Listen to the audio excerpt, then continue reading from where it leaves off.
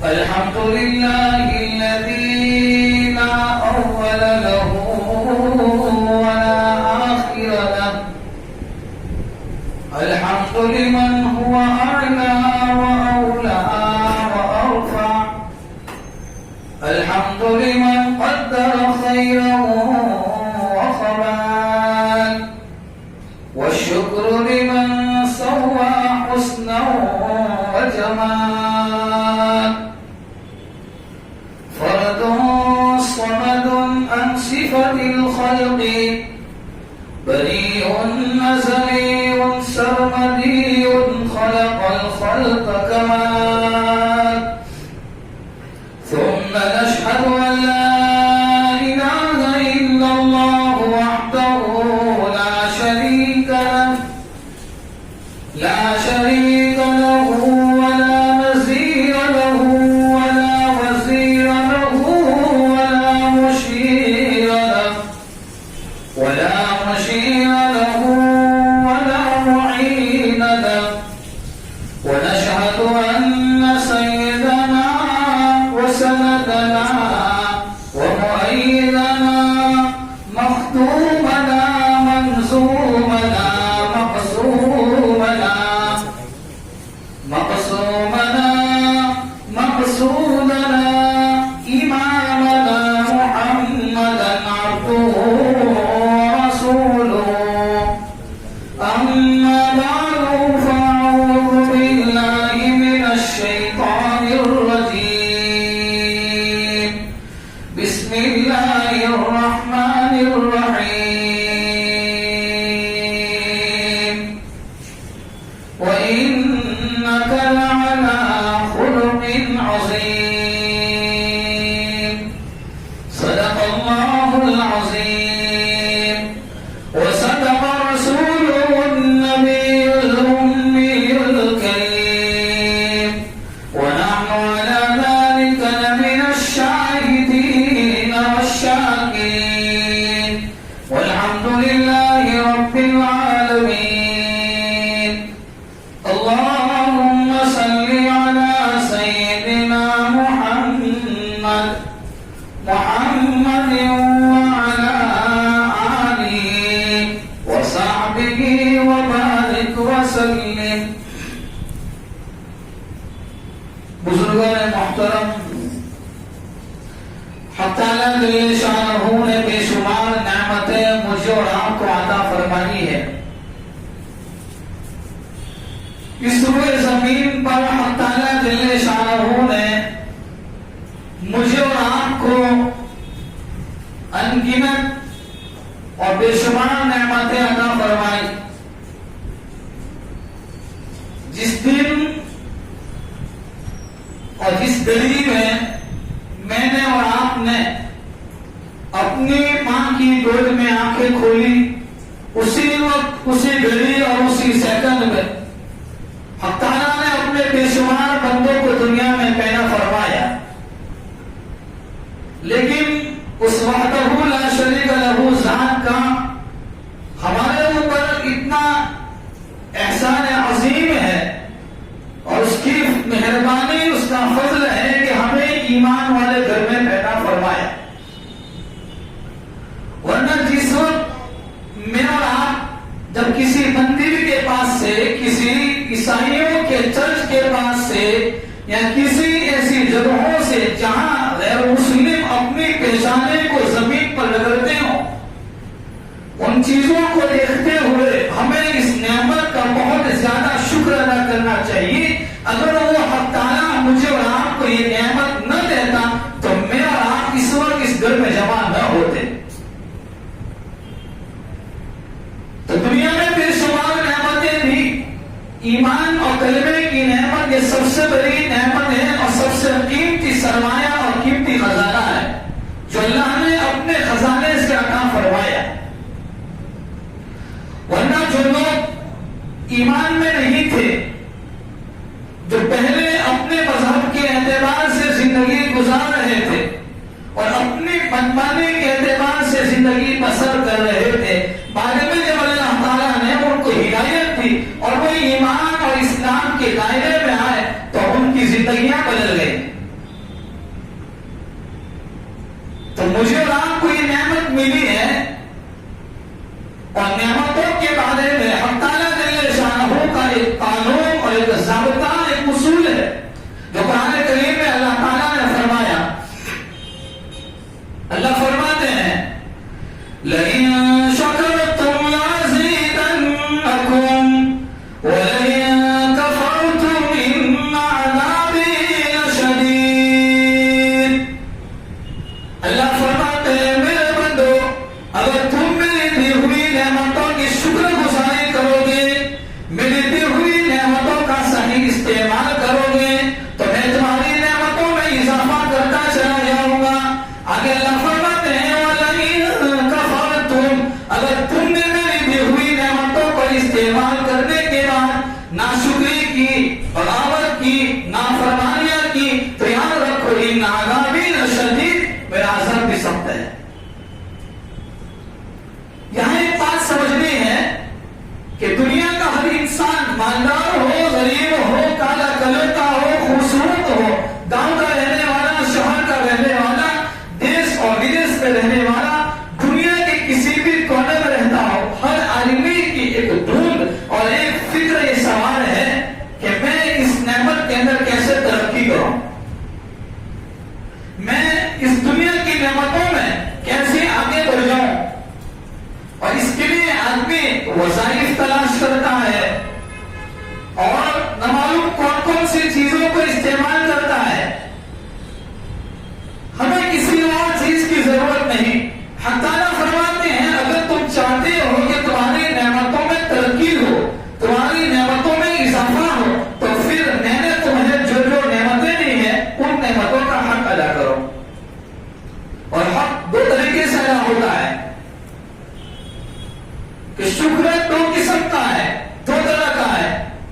ایک تو یہ ہے، مثال کے طور پر اگر ہمیں کوئی آدمی کوئی چیز گفٹ میں دے اور ہم اس کو اپنی زبان میں، اپنی بھاشا میں، اپنی لینگویج میں اس کو کہیں شکریہ یا جزاک اللہ یا تھینک یو کہہ دیا، تو ایک تو یہ زبانی طور پر شکر ادا ہوا۔ دوسرا شکر یہ ہے کہ جو نعمت، جو چیز سامنے والے نے جس چیز کے لیے دی ہے اس چیز کا اسی کام میں استعمال کیا جائے۔ اللہ تعالیٰ نے ہمیں زندگی دی ہے، اس زندگی کو حق تعالیٰ کی رضامندی میں گزارا جائے، یہ حقیقی معنی میں شکر ہے۔ ورنہ آدمی اللہ کے سامنے ہاتھ اٹھاتا ہے، اللہ کے سامنے آہوزانی کرتا ہے اور روتا ہے اور کہتا ہے اللہ تو نے بہترین آنکھیں دی ہے، بہترین زبان دی ہے، بہترین دل و دماغ دیا ہے، یہ زبانی طور پر شکر ہوا۔ حقیقی معنی میں یہ ہے کہ اس آنکھ کا صحیح حق ادا کیا جائے، اس زبان کا صحیح حق ادا کیا جائے۔ زبان کا صحیح حق یہ ہے کہ آدمی زبان کو غلط باتوں کے اندر لگنے سے اس کی حفاظت کرے، غیبت سے، جھوٹ سے، کسی پر تہمت لگانے سے، کسی پر الزام لگانے سے اپنی زبان کی حفاظت کرے، اپنے کان کی حفاظت کرے، اپنے دماغ کی حفاظت کرے، یہاں تک کہ بدن کے ایک ایک اعضاء کی حفاظت، ایک ایک عضو کی حفاظت کرے۔ تو ایک تو یہ، لیکن ایمان اور ایمان کی نعمت کے ملنے کے بعد آدمی آزاد نہیں ہوتا کہ ایمان مل گیا، ایمان کے دائرے میں۔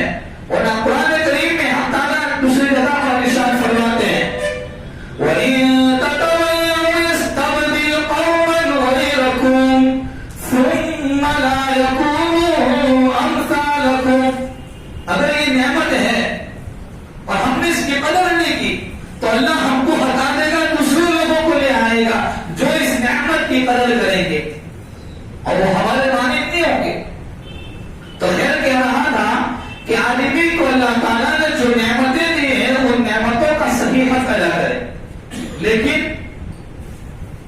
اس ایمان کی نعمت کے ملنے کے بعد اس ایمان والی زندگی میں نخار پیدا کرنے کے لیے، اس کے اندر تازگی حاصل کرنے کے لیے، اس کے اندر اور زیادہ مضبوطی کے حصول کے لیے آدمی کو اخلاق، آدمی کے کردار، آدمی کا کیریکٹر یہ اچھا ہونا چاہیے کہ جس طریقے سے درخت اپنے پھل سے پہچانا جاتا ہے جس درخت کا پھل خوبصورت ہو، جس درخت کا پھل میٹھا ہو، جس درخت کا پھل بہت تر و تازہ ہو، تو پھر اس باغ کا مالی بھی اس کی حفاظت کرتا ہے۔ اگر چھوٹا بچہ اس کو توڑنے کی محنت کرے گا اور اس کو توڑنے کی کوششیں کرے گا تو پھر اس کو روکیں گے کہ نہیں، یہ بڑی محنتوں سے اس کو پالا ہے، بڑی محنتوں سے اس کو بڑا کیا ہے۔ تو جس طریقے سے درخت کا پھل میٹھا ہوتا ہے، خوبصورت ہوتا ہے، اچھا ہوتا ہے، تو اس کی حفاظت کی جاتی ہے اور وہ اس اعتبار سے پہچانا جاتا ہے۔ اگر جس درخت کا پھل کڑوا ہو، اس میں کڑواہٹ ہو، تو آدمی اس کو جڑ سے کاٹ کر ختم کر دیتا ہے۔ اسی طریقے سے ایمان تو ہے، کلمہ تو ہے، لیکن اس ایمان کے ساتھ اخلاق نہیں ہے، آدمی کی زندگی میں صحیح زندگی نہیں ہے، تو پھر آدمی بھی اس سے دور بھاگتا ہے۔ تو آدمی بھی اخلاق سے پہچانا جاتا ہے۔ اسی لیے جناب نبی کریم صلی اللہ تعالی علیہ وسلم نے مدینہ المنورہ کو جو فتح کیا تھا وہ اپنے اخلاق کے ذریعے سے فتح کیا تھا۔ لوگ یوں کہتے ہیں کہ آپ نے تلوار کے ذریعے سے اتنے بڑے شہر کو فتح کیا، نہیں۔ حضرت عائشہ صدیقہ رضی اللہ تعالی عنہا فرماتی ہے کہ پیارے نبی نے اور پیارے آقا نے مدینہ المنورہ کو اپنے اخلاق سے، اپنے کردار سے، محبت والے انداز سے اور سنہرے اور نرالے انداز سے مدینہ المنورہ کو فتح کیا تھا۔ ایک آدمی دور دراز سے دیہات کے علاقے میں سے آیا اور نبی کریم صلی اللہ تعالی علیہ وسلم کی مجلس سے کی خدمت میں، آپ کی خدمت میں حاضر ہوا، ایمان قبول کیا۔ تھوڑی دیر کے بعد جب آپ کی مجلس ختم ہوئی تو پھر جاتے جاتے پیشاب کا تقاضا تھا، مسجد نبوی کے کسی کونے میں وہ آئے ہوئے مسافر اور دیہات کے رہنے والے نے اس مسجد کے کونے میں پیشاب کرنا شروع کیا۔ صحابہ کرام آپ کی مجلس میں بیٹھے ہوئے تھے، صحابہ نے آپ اس آنے والے مسافر جو اپنے حاجت کو پورا کر رہا تھا اس کو روکنے کی کوشش کی۔ نبی کریم صلی اللہ تعالی علیہ وسلم نے اپنے صحابہ سے منع کیا کہ نہیں، اور جب وہ اپنے پیشاب کی ضرورت سے فارغ ہو گئے آپ کو آپ کی مجلس میں لایا گیا اور مسجد کے آداب سکھائے گئے، مسجد کا ادب و احترام بتلایا گیا، مسجد کا اکرام بتلایا گیا کہ مسجد یہ اللہ کا گھر ہے۔ جس طریقے سے میں اور آپ دنیا کے کسی بادشاہ کے اور دنیا کے کسی پولیس خانے میں، دنیا کے کسی بڑے آدمی کی محفل میں جس آداب سے جاتے ہیں، اس طریقے سے اس گھر کا بھی آداب ہے، اس گھر کے بھی کچھ اصول ہیں۔ اگر دنیا کے اندر میں اور آپ اپنے کسی رشتے دار کے یہاں بے ادب نہیں جاتے ہیں، ادب کے ساتھ جاتے ہیں، میرے کچھ کپڑے پہن کر نہیں جاتے، وہاں خوبصورت اپنے آپ کو سنبھال کر جاتے ہیں، تو اس اللہ کے گھر میں آنے کے بھی کچھ آداب اور کچھ اصول ہے۔ یہ کوئی دنیا کے کسی درجے والا اور دنیا کے کسی ایماندار کا گھر نہیں، یہ بادشاہوں کا مکان ہے۔ یہاں اللہ کی رحمتوں کا نزول ہوتا ہے، یہاں سے رحمتیں تقسیم ہوتی ہے۔ اس لیے تو کہا گیا اگر مسجد آباد ہوگی تو محلے اور بستی آباد ہوگی۔ تو خیر، تو اس آنے والے مسافر کو اور آنے والے اس نہایت قسم کے آدمی کو مسجد کے آداب سکھائے گئے اور مسجد کے آداب بتائے گئے۔ آج ہمیں بھی یہاں پر ایک بات کہنا چاہوں گا، آج ہمیں بھی اپنے علاقوں کے اندر اپنی مسجدوں کے اور اللہ کے گھر کے آداب کو ملحوظ رکھنے کی بہت زیادہ ضرورت ہے۔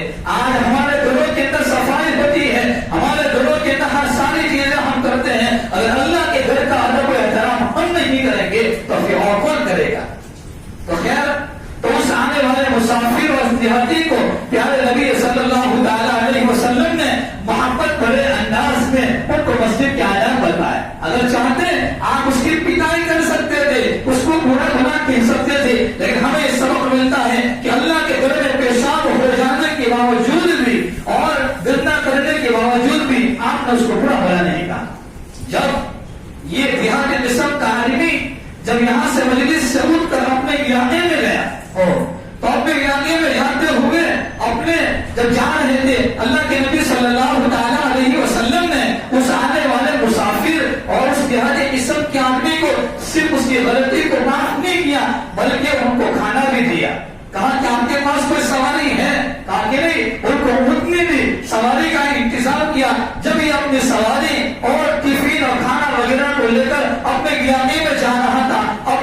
کے اور اپنی بستی میں داخل ہوتے ہوئے اس نے اپنے اونٹنی پہ سے آواز لگائی، اپنے قبیلوں کا نام لیا،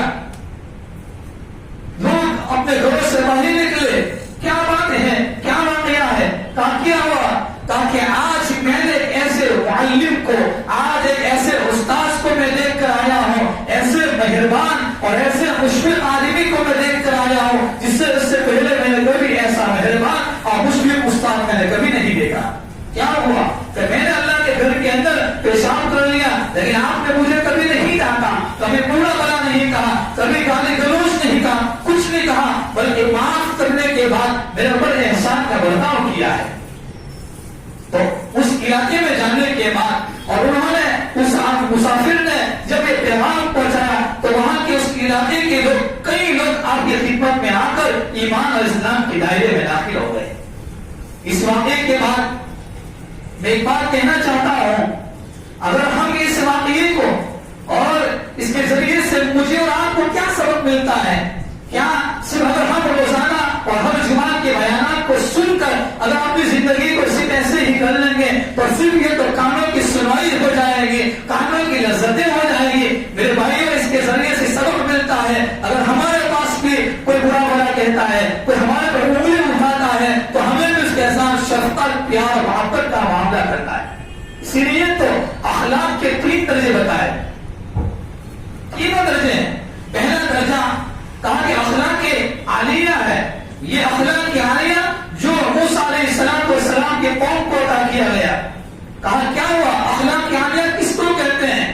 کہ جو آپ کے ساتھ برائی کا معاملہ کرتا ہے، آپ اگر بدلہ لینا چاہتے ہیں، اگر آپ میں طاقت ہے تو سامنے والے نے 1 تھپڑ مارا ہے، آپ بھی 1 تھپڑ مار کر بدلہ لے لو، اس پر ظلم نہ کرو، ظلم کرنے کی اجازت نہیں۔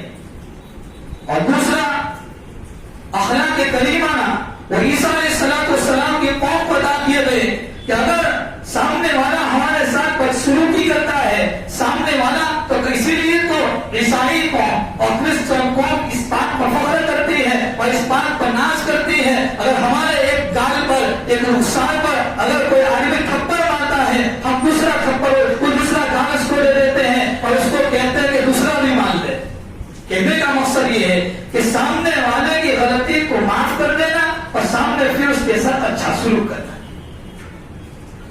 اور یہ امت، یہ قیامت تک رہنے والی امت مسلمہ، امت محمدیہ جو جناب نبی کریم صلی اللہ تعالی علیہ وسلم کی بنائی ہوئی پیاری امت، آپ کو اخلاق عظیمہ سے نوازا گیا، آپ کو اخلاق عظیمہ سے نوازا گیا۔ حضرت حسین رضی اللہ تعالی عنہ مہمان کے ساتھ بیٹھے ہوئے تھے، باندی کو حکم دیا کہ لاؤ گھر میں سے کچھ کھانے کا ہو، مہمان آئے ہیں۔ وہ باندی کچھ شوربہ لے کر آ رہی تھی، وہ کانچ کا پیالہ تھا، وہ شوربہ گرم تھا، جیسے ہی وہ پیالہ لے کر آ رہی تھی نظر کسی اور کی طرف تھی، کسی اور جگہ نظر تھی، وہ پیالہ ہاتھ سے گر گیا اور حضرت حسین رضی اللہ تعالی عنہ کے بدن پر اور آپ کے کپڑے پر وہ شوربہ گر گیا، کپڑے خراب ہو گئے، آپ کا چہرہ غصے سے تلملاتا رہا۔ وہ باندی نے کہا وَالْكَاظِمِينَ الْغَيْظَ، غصے کو پی جانے والے۔ وہ باندی، وہ بھی تو ایسی ہی گھر کے اندر پلی ہوئی تھی، اس کی پرورش بھی ایسی ہی پاکیزہ گھر کے اندر ہوئی تھی، اس نے کہا وَالْكَاظِمِينَ الْغَيْظَ، غصے کو پی جانے والے۔ اگر میں اور آپ ہوتے تو کیا کہتے؟ اگر ہماری بیوی سے اگر ایک مرتبہ چائے کے اندر شکر زیادہ پڑ گئی تو یہاں تک نوبت آ جاتی ہے کہ اس کو بول لیتے ہیں تو تیرے گھر چلی جا۔ ایک جگہ سے گزر ہو رہا تھا ایک آدمی کا، اس نے مجھے اپنا ایک واقعہ سنایا کہ میں جب ایک گھر سے گزر رہا تھا تو صرف کھانے کے ٹفن کے ڈبے کے بارے میں اتنا جھگڑا ہوا کہ دونوں میاں بیوی میں طلاق ہو گئی۔ تو آج ہمارے گھروں کا حال بھی ہے، صرف کھانے کے ٹفن کے ڈبے کے بارے میں، تو یہ ہمارا حال بھی ہے۔ تو وہ باندھی نے جب دیکھا چہرہ کہ وہ غصے سے تیر میں جاتا ہے تو کہا وَالْكَاظِمِينَ الْغَيْظَ وَالْعَافِينَ عَنِ النَّاسِ، لوگوں کو معاف کرنے والے۔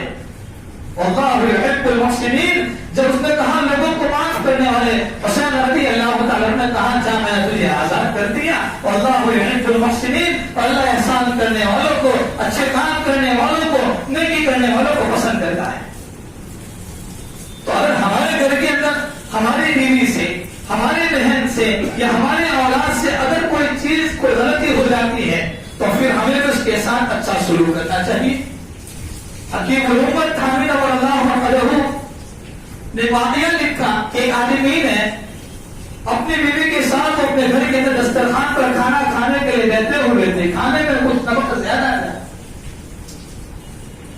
اور یہاں بھی ایسا ہے، آج کل اکثر گھروں میں جو جھگڑا ہوتا ہے وہ اسی وجہ سے ہوتا ہے۔ تو جھگڑا شروع ہوا، یہاں تک کہ انہوں نے اپنے دل میں یہ بات تھام لی، لیکن پھر آپ کے دل میں یہ بات پیدا ہوئی کہ یہ بھی تو اللہ کی بندی ہے، اگر میں اس کو طلاق دے دوں گا کسی اور جب وہ جا کر پریشان کرے گی، چلو اللہ کی بندی ہے، میں اللہ کی بندی کو اللہ کے لیے معاف کر دیتا ہوں۔ جب اس بزرگ کا اس آدمی کا انتقال ہوا، خواب میں کسی نے دیکھا کیا گزرے، تو اللہ نے میری مغفرت کر دی، او ہو آپ تو بڑے نیک تھے، آپ تو بڑے پارسان تھے، بڑے تہجد گزار کے کہا نہیں۔ اور ایک مرتبہ میں نے یہ سوچ لیا تھا، یہ خیال کر لیا تھا کہ میری بیوی سے غلطی ہو گئی تھی، میں نے دل میں یہ خیال کر لیا یہ میری ہی اللہ کی بندی ہے اور یہ مسلمان ایک بہن ہے، اس کے ساتھ یہ غلطی ہو گئی، چلو میں اللہ کے لیے معاف کر دیتا ہوں۔ اللہ نے کہا بندے تو نے میری بندی کو معاف کر دیا تھا، آج میں تیری زندگی کے سارے گناہوں کو معاف کر دیتا ہوں۔ اگر ہم اسی لیے تو جناب نبی کریم صلی اللہ تعالی علیہ وسلم نے صحابہ کے درمیان میں تو صحابہ بیٹھتے ہوئے ایک آدمی کا گزر ہوا، ایک صحابی کا، آپ نے فرمایا وہ جو آدمی آ رہا ہے وہ جنتی ہے، وہ جنتی ہے۔ ایسے تو کئی صحابہ کرام کو آپ نے دنیا میں جنت کی بشارت دی، لیکن یہ نام لے کر جو پکارا کہ یہ صحابی جنتی ہے، تو یہ آرزو ہوئی، یہ تمنا ہوئی کہ اس صحابی کی کون سی ایسی عادت ہے جس کی بنیاد پر پیارے آقا نے اس کو جنت کی بشارت دی۔ چلو میں جاتا ہوں۔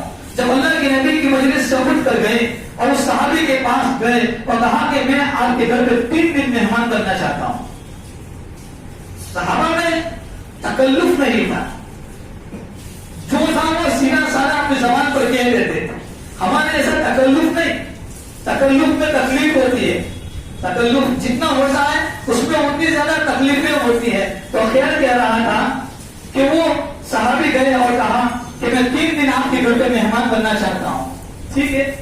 3 دن گزر گئے، کوئی ایسا عمل نہیں دیکھا، تو گئے کہ میں تو آپ کی خدمت میں اور آپ کے گھر پہ مہمان اس لیے بنا تھا کہ اللہ کے نبی صلی اللہ تعالی علیہ وسلم نے آپ کو دیکھ کر کہا تھا کہ آئے ہوئے آدمی یہ جنتی ہے، لیکن میں 3 دن آپ کی خدمت میں رہا، آپ کے گھر پہ مہمان بنا، آپ کی نمازیں دیکھی، آپ کا وضو دیکھا، آپ کی عبادتیں دیکھی، لیکن کوئی خاص عمل میں نے نہیں دیکھا۔ جو دوسرے صحابہ عمل کرتے ہیں وہی عمل آپ بھی کرتے ہیں، کوئی خاص قسم کی عبادت، کوئی خاص قسم کا عمل ایسا نہیں دیکھا جس کی بنیاد پر پیارے آقا نے آپ کو جنت کی بشارت دی۔ کہا کہ میرے اندر کوئی عمل تو ایسا نہیں، لیکن ہاں ایک عمل ہے، وہ عمل یہ ہے جب بھی میں رات کو سوتا ہوں سونے سے پہلے پہلے میں اپنے دل کو اپنے سینے کو کینہ سے پاک کر دیتا ہوں، اور ہم پوری دنیا کا 24 گھنٹے کا کینہ دل میں لے کر سوتے ہیں۔ اللہ مجھے بھی معاف کرے، ہم سب کو معاف کرے۔ اگر ہم کینہ لے کر سوئیں گے، ہم حسد لے کر سوئیں گے، بغض و عداوت لے کر سوئیں گے، دشمنیاں لے کر سوئیں گے، اگر اسی رات ہماری روح قبض ہو گئی، ہم اللہ کے سامنے کیا جواب دیں گے؟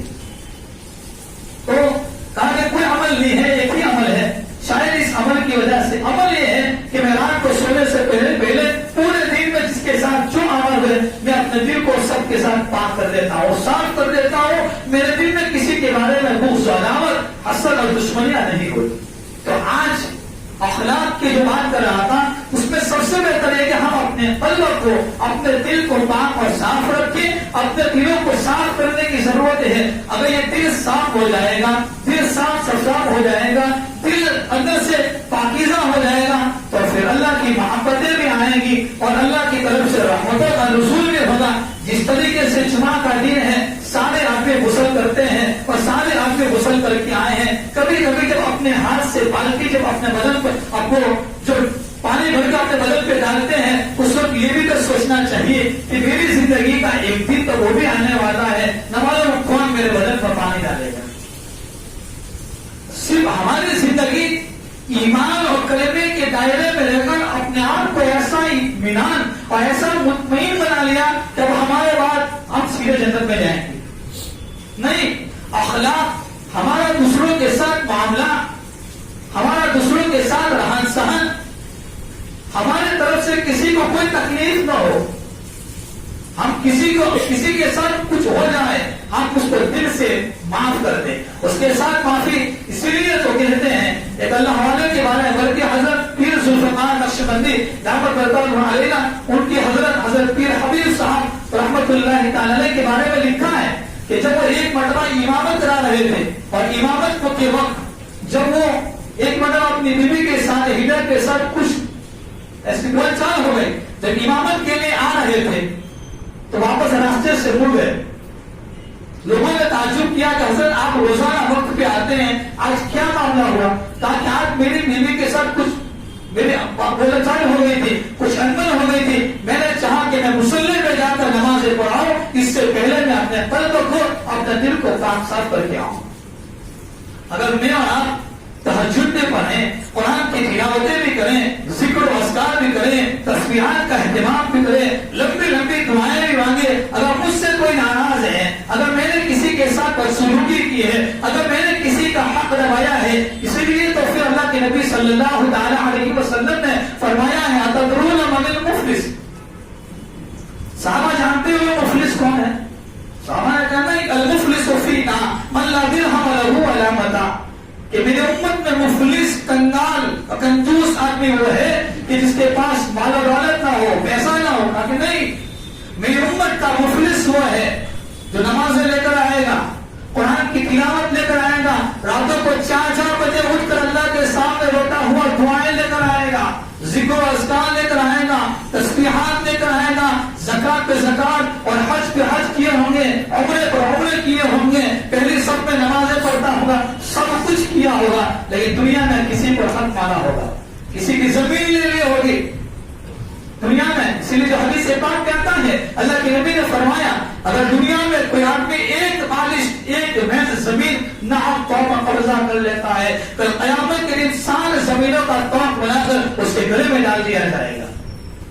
آج میں چاہے کتنی بھی نمازیں پڑھ لوں، میں چاہے کتنے بھی دین کی باتیں کر لوں، لیکن ان باتوں سے کچھ نہیں ہوتا ہے.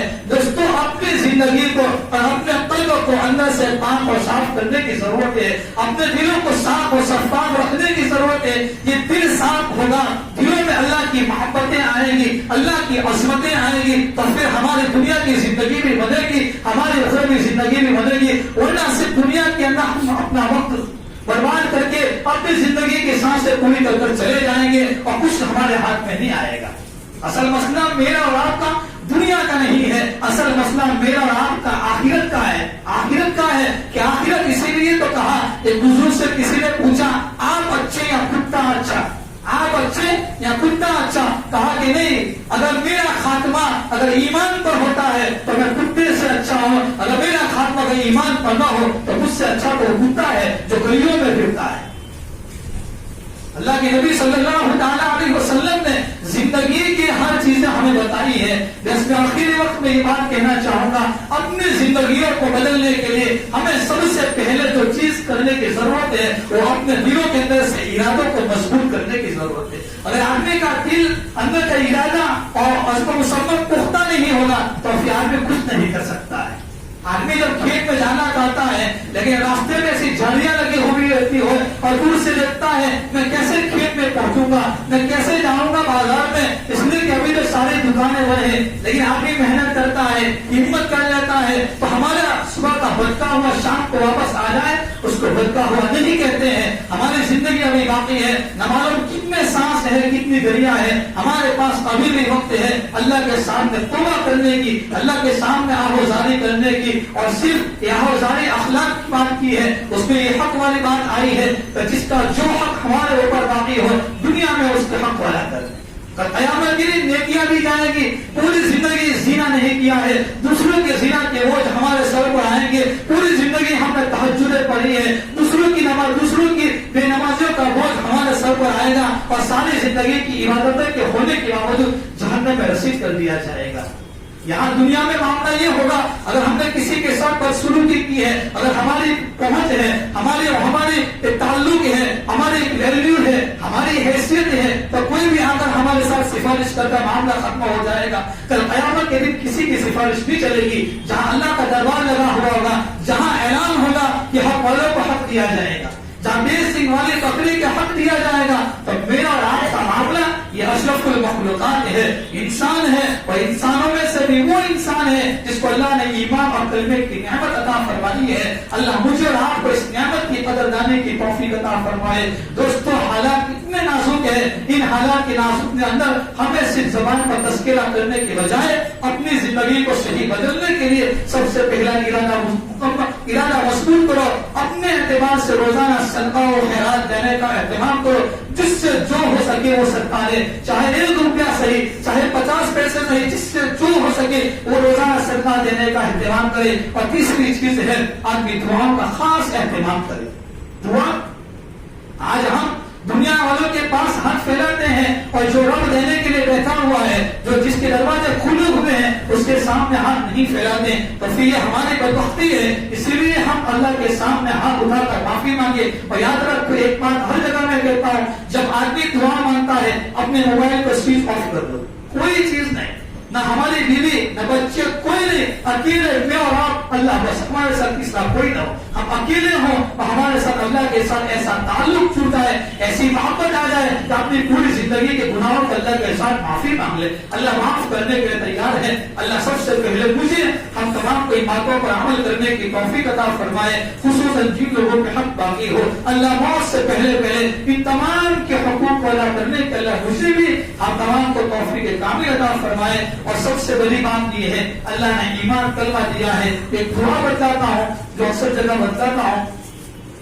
کہ وظائف کے اندر دعا لکھی ہے. حکیم الامت حامد اللہ منتظر اور امام غزالی رحمۃ اللہ علیہ کے حوالے سے بات لکھی ہے کہ جو آدمی ہر نماز کے بعد قرآن کریم کی آیت ربنا لا تزغ قلوبنا بعد إذ هديتنا وهب لنا من لدنك رحمة إنك أنت الوهاب, اگر یہ دعا پڑھنے کا اہتمام کرتا ہے ہر نماز کے بعد, اللہ تعالیٰ کفر و شرک سے بھی اللہ ہماری حفاظت فرمائیں گے. اللہ ایمان پر ہمیں خاتمہ نصیب فرمائیں گے. وآخر دعوانا الحمد للہ رب العالمین.